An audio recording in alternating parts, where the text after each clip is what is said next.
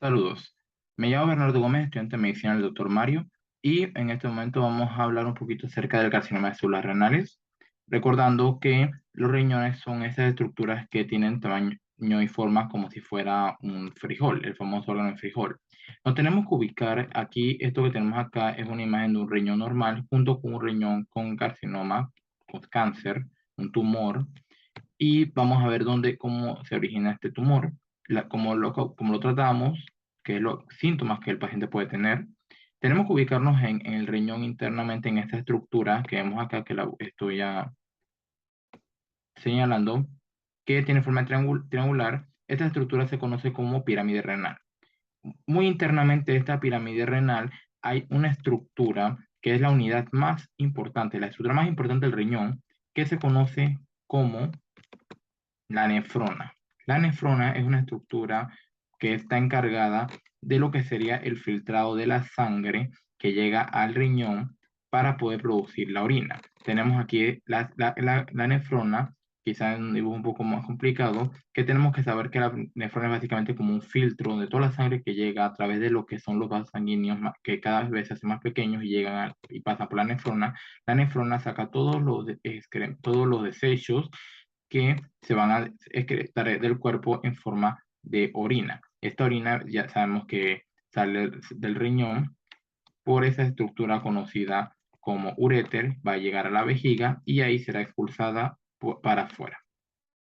Ahora, tenemos que ubicarnos en la nefrona, que es lo que nos interesa más ahora mismo, porque en la nefrona existe una sección de ella, de hecho es la primera sección de la nefrona, conocida como túbulo proximal o túbulo contorneado proximal. Esta es la primera estructura de ese tubo conocido como nefrona, que es básicamente esto que estoy dibujando ahora mismo, que estoy señalando.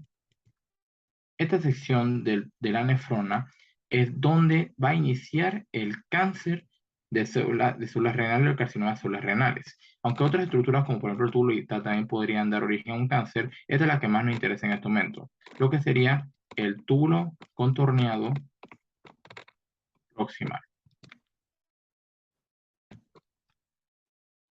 Ahora, en general, lo que es el carcinoma de células renales es un cáncer, como ya mencioné, que se forma en el túbulo contorneado proximal de la nefrona, que es lo que acabamos de ver. Este es el cáncer más común. Si no hablamos de cáncer del riñón, aproximadamente el 90% de los cánceres de riñón son carcinomas células renales, mucho más común en pacientes que tienen más de 40 años y mucho más común en hombres. Tenemos aquí en comparación un riñón sano que vemos acá, un riñón izquierdo sano, lo vemos que está muy similar a la imagen que vimos al principio, nada fuera de lo normal. Sin embargo, si vemos a la derecha, vemos una imagen de un riñón que tiene una masa blanca muy grande, y esta masa es un carcinoma de células renales, que seguramente habrá iniciado en alguno de los túbulos contorno proximal, en alguna de las nefronas, porque son bastantes nefronas que tiene el riñón allá adentro.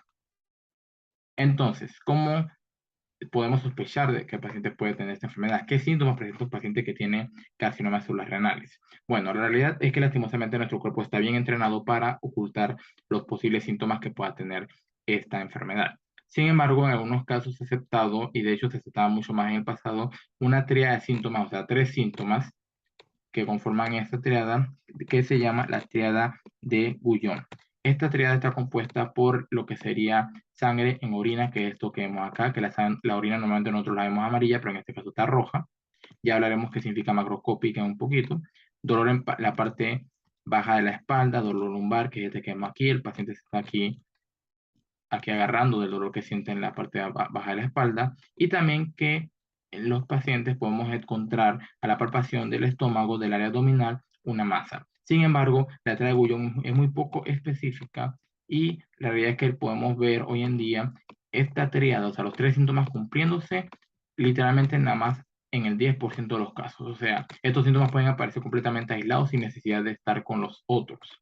Entonces, claro, dependiendo si el paciente ya tiene una enfermedad bien desarrollada, porque por sí hoy en día es mucho más común ver esos 3 síntomas cuando el tumor está en etapa más avanzada, pero ya vamos a hablar también de cómo se clasifican esos tumores. Pero en sí, algunos síntomas también poco específicos que pueden presentar el paciente, pero que realmente no son específicos para nada de un cáncer de tumor de renal, quiero decir, son básicamente lo que es la fiebre, la pérdida de peso, el sentirse cansado, tener presión arterial alta, tener sudor en las noches y un malestar general.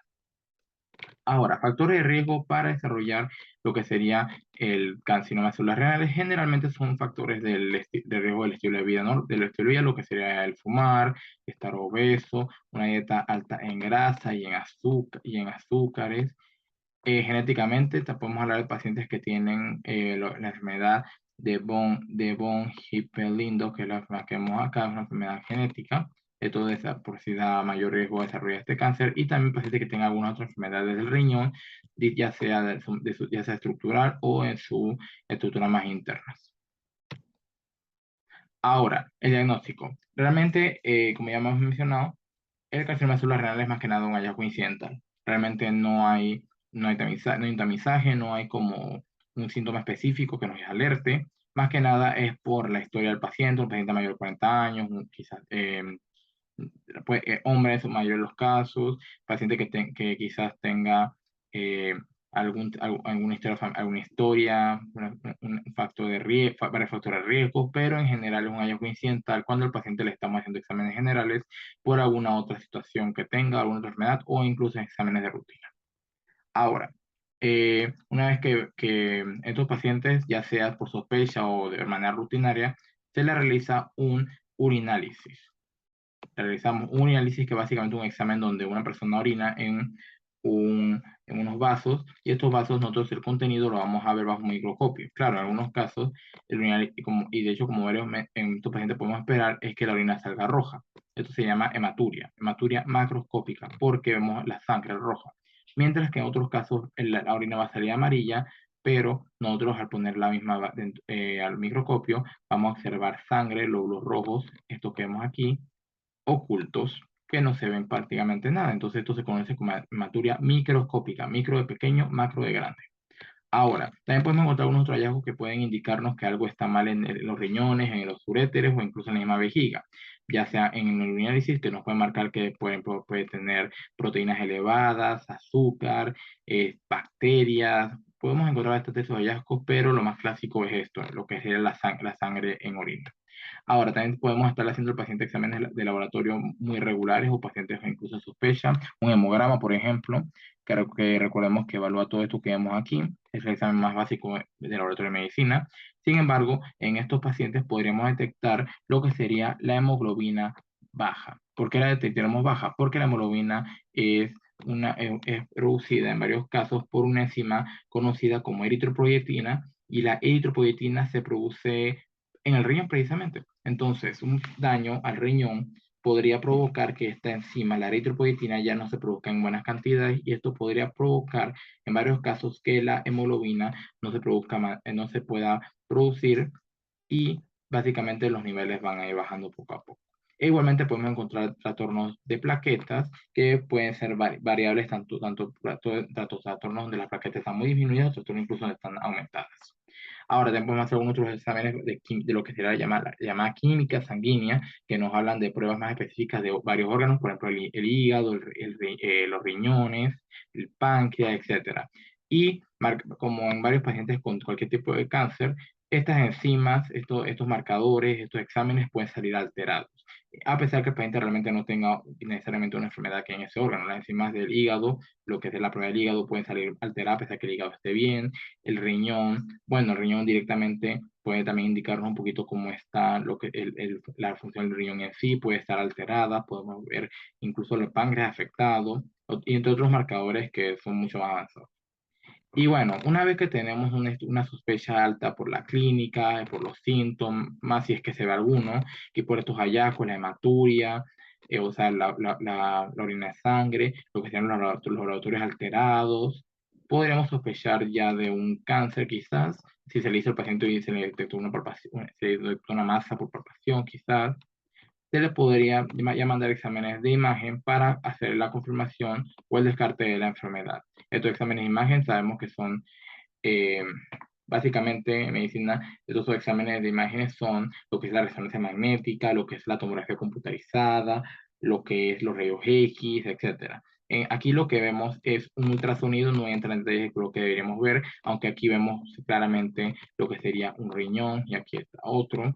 Lo que podríamos ver en bastantes ocasiones son quizás masas, podemos ver la misma masa, el tumor, pero entre bastantes exámenes podemos medir cuánto las medidas del tumor, porque es muy común que, se utilice para lo que sería escribir el estadiaje, o sea, en qué etapa de la enfermedad se ve el tumor, es necesario saber cuánto mide el tumor. Entonces, por lo general se ve si mide más o menos de 7 centímetros.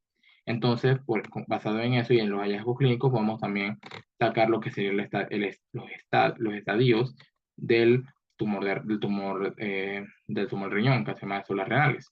En el estadio 1, el tumor que se encuentra mide menos de 7 centímetros y obviamente está completamente metido en el riñón. Sin embargo, en el estadio 2 de la enfermedad, ya el tumor es más allá de 7 centímetros, más grande de 7 centímetros, pero no escapa del riñón, o sea, se cae dentro. Y sin embargo, el estadio 3 es cuando el tumor ya está saliendo, se expandió demasiado y se salió del riñón. Sin embargo, solamente se ha metido a los vasos sanguíneos cercanos y no ha ido a otros órganos. Pero el estadio 4 es cuando ya el tumor, el cáncer, se salió más allá de los vasos y también se ha ido a otros órganos. Muy comúnmente, un órgano afectado es el que conocemos como el corazón.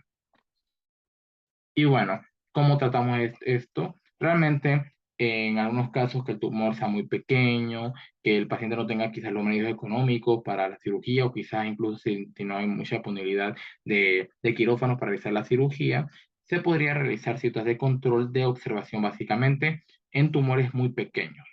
Pero en general se sugiere que en caso de que haya la disponibilidad para hacer la operación, se haga de inmediato, que esta sería una cirugía para remover, para quitar una parte del riñón o para remover el riñón en su totalidad, porque esto ya es la forma de eliminar la enfermedad. Sin embargo, eh, también depende de en qué etapa está la enfermedad. Por ejemplo, una enfermedad que ya se está saliendo del riñón, aún puede ser tratada. Puede ser tratada quitando lo que sean las estructuras similares cerca del riñón, lo que estamos hablando de los vasos sanguíneos, que posiblemente estén afectados con cáncer, pero que el mismo no se ha expandido, por ejemplo, a un órgano como el corazón o el pulmón, por ejemplo.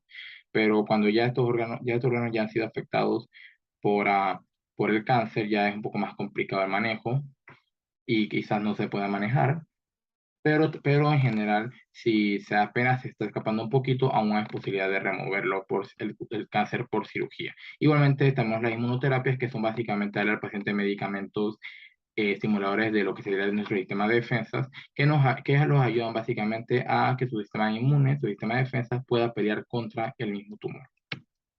Y bueno, lo que sería el pronóstico se basa más que nada a 5 años. O sea, si en 5 años se espera que el paciente esté vivo o no, basado en la etapa en que se ha descubierto la enfermedad. Esto es también, en parte, también tiene que mucho que ver con lo que es la historia clínica, cómo lleva el paciente. Todos estos factores em, están importantes. Sin embargo, si nos basamos nada más en el estadio del tumor, podemos detectar a 5 años una tasa de supervivencia. Ejemplo, en el estadio 1, que sabemos que es cuando el tumor a menos de 7 centímetros, aún no ha salido del riñón, se espera una alta supervivencia, se espera que el 81% de los pacientes que se fueron diagnosticados en esta etapa sigan vivos. En el estadio 2, el tumor, recuerden que ya creció más de 7 centímetros, pero no se ha escapado del riñón. Tiene una tasa de supervivencia muy buena también. Un poquito menos del tercio de los pacientes sobreviven a los 5 años, 64%. En el estadio 3, recordemos que ya el cáncer comenzó a salirse del riñón, pero no se ha llegado a otros órganos importantes, pero tiene una supervivencia medio reservada, medio de más o menos la mitad. Se espera que la mitad de los pacientes sobrevivan, mientras que la otra mitad no. Pero a los 5 años, un cáncer de células renales, de células renales que se ha ido más allá de los vasos sanguíneos y ha llegado a órganos, tiene un pronóstico súper malo, se espera que si acaso el 8% de los pacientes en 5 años regresen. El pronóstico cuando ya se ha escapado a los órganos es muy malo. Y bueno, esto sería todo. Muchas gracias.